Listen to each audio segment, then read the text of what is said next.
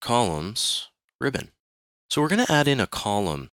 And if we refer back to the client sketch, so here we are looking at the client sketch, and we can see here that there is a post, or could be referred to as a column. That's what Revit considers that to be, a column. And we can see that it's 7 foot 10.5 inches away from the inside edge of the wall to the center of the post.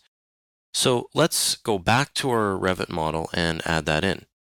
So here we are, we need to draw in that post.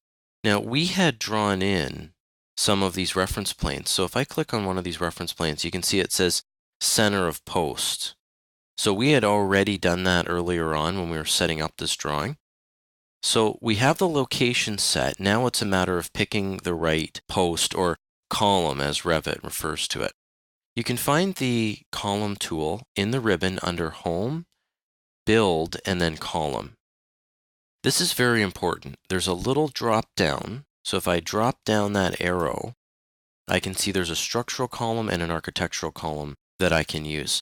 Here's my recommendation. Only ever use the structural column. And I'm going to do a little bit of an example just to illustrate why you always want to use the structural column. And it has to do with the way the architectural column works. So you can follow along if you want, and I'll show you how this is done. I'm just going to draw a wall which has some sort of material. So I went into the Home tab, picked on Wall, and I'm going to pick something here, maybe this one here, generic 4-inch and then brick. And I'm just going to draw something off to the side, which I will delete later. And I'll hit Escape. I hit Escape twice, and that takes me under the command.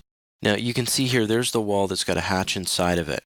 So if I go to the column tool, let me drop that down in an architectural column. Now I'm just going to hover over this wall here, and I'm going to draw the architectural column right there.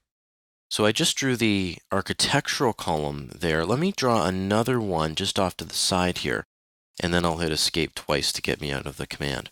So now we can see there's a difference between these two.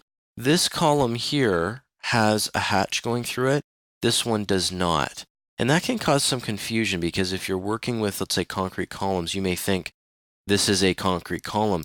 But when you move it so it attaches to a wall, all of a sudden it gets rid of its original material and takes on the material of the wall. But really, my recommendation is to avoid that column altogether and simply use the structural column. Now we're going to talk about how you can load in all of the different types of columns later, but let's just talk about the ribbon a little bit.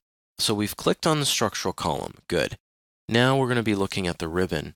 And you'll notice here that just like the wall command, as soon as you click on the command, it gives you sort of a custom ribbon here with like a green outline.